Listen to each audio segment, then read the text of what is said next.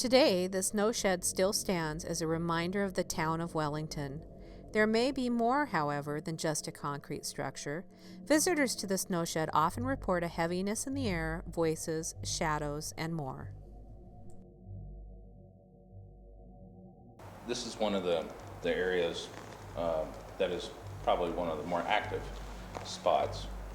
This is also where we filmed The Ghost Child of Wellington. And we get a lot of audible things in here too.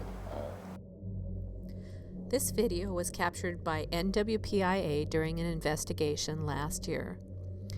Look closely at the pillars on the left and you'll see something peek out.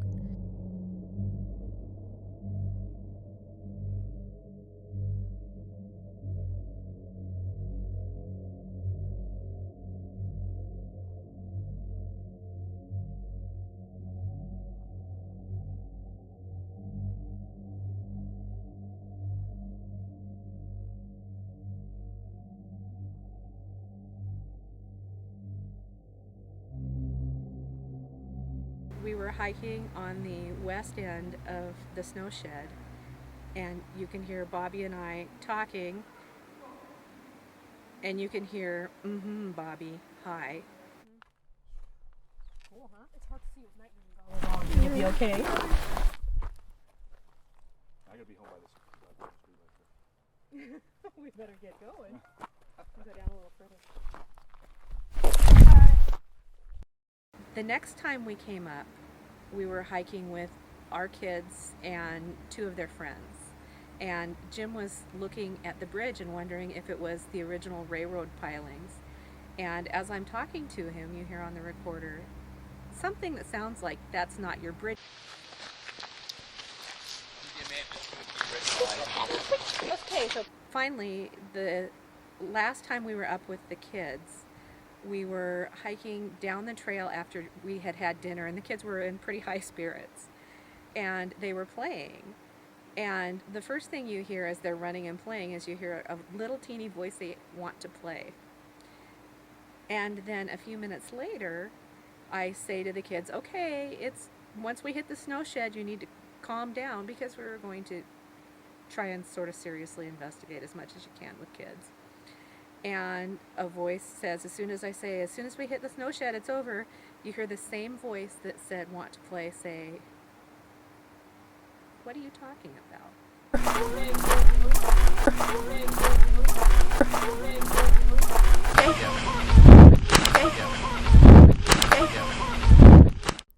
On the last time filming at Wellington, it seemed that the child spirit made another appearance. Karen, Stephen, and Tim were walking down the trail from the Cascade Tunnel when they caught this strange series of audio anomalies on Karen's recorder. None of the three heard anything at the time, and there was no one on the trail in either direction when the recording was captured. Should I tell you that you could ask her why it's for fun? Just a giant.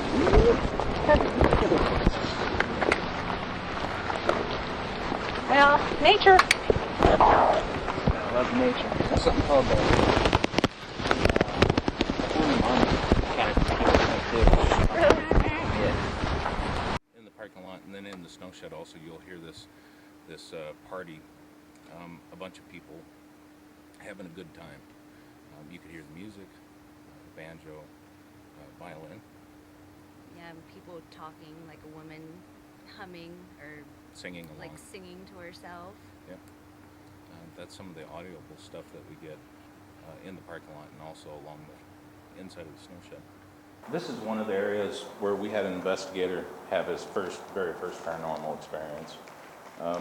We tried different tactics to bring the spirits or ghosts of Wellington out. That particular night, we were using a 3-year-old German Shepherd, Bailey. Bailey wasn't too keen on walking through here at all. So Kenny and I were along the bridge, and we're looking down this end of the snow shed. And we started seeing shadows, and they're the tall 6-foot shadows, and it kept peeking out, in between the posts. I told Kenny that I was going to move forward and see what was up there. He sat down with the dog, trying to calm the dog down. And as he was doing that, he saw a 6-foot shadow of a man that was dressed in 1900s to 1920s era style clothing. On the outlook, there have been several times where we've actually heard voices. It was at one point where all of us were together and we heard a loud hello. We were having a team meeting out here, and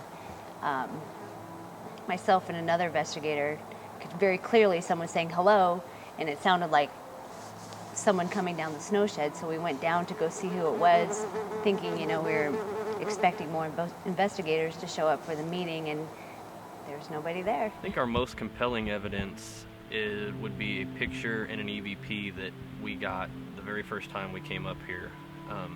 I took the picture and a fellow teammate, Joe, got the recording, got the EVP. The picture is of Joe and another guy named Steve sitting on the observation deck. There is a swirl of light that comes up off the deck and goes in the picture a few inches over Joe's head, which in reality would be probably several feet, because Joe's about 6'6". And there is what we think is an old-fashioned cuffed pant and a boot coming out of the swirl. And I started hearing noises come out of the snow shed. So I got up and I walked into the snow shed, just directly off of the observation deck, and to the, I guess it would be the west, the end where the collapse is. I noticed a black shadow from moving from one pillar to the next pillar, and then from one side to the other side. And in my opinion, it looked like a shape of a human form moving. So I was describing what I was seeing in my electronic recorder, and then I seen a light that was approximately about 3 foot high, and it was moving along the north side of the snow shed towards me, and it was swinging from side to side.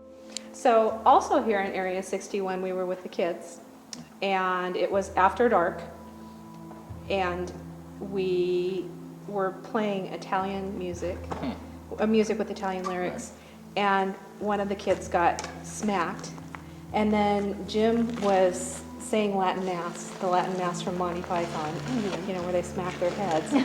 And he did all of that except for smacking his head, and Tanner got grabbed on the leg. Oh, wow. It's Requiem. Oh, it's water. There's water running. That's why there's a cold spot here too. What happened? Something like grabbing my legs. It's like, I was with another investigator, and Bert was probably like 25 feet ahead of us with another investigator. So there's 4 of us, and we were split in twos. And Vaughn was like sitting up against one of the pillars, and I was kneeling down. And we were just kind of watching these black shadows just kind of go back and forth, and just watching them and watching them and watching them. And it was so weird because 2 weeks prior to that, I was just thinking of, you know, I wonder what it would be like to run into a ghost or a spirit and have it go through you. I mean, what happens when that happens? You know, do you really see their life and what everything that they've been through, you know, what people have said, having an apparition go through them? And I was thinking in that moment, I was like, that would be so cool. I want to totally experience that. So when Vaughn and I were sitting there watching the black shadow go back and forth and back and forth, this black shadow charged towards me, and it felt aggressive at that time, and I knew it was coming right for me. But in that moment in time, I was like, I'm not ready for it to go through me. And Vaughn said I probably jumped up and went back about 3 feet, and I just flashed my flashlight, and it just disappeared.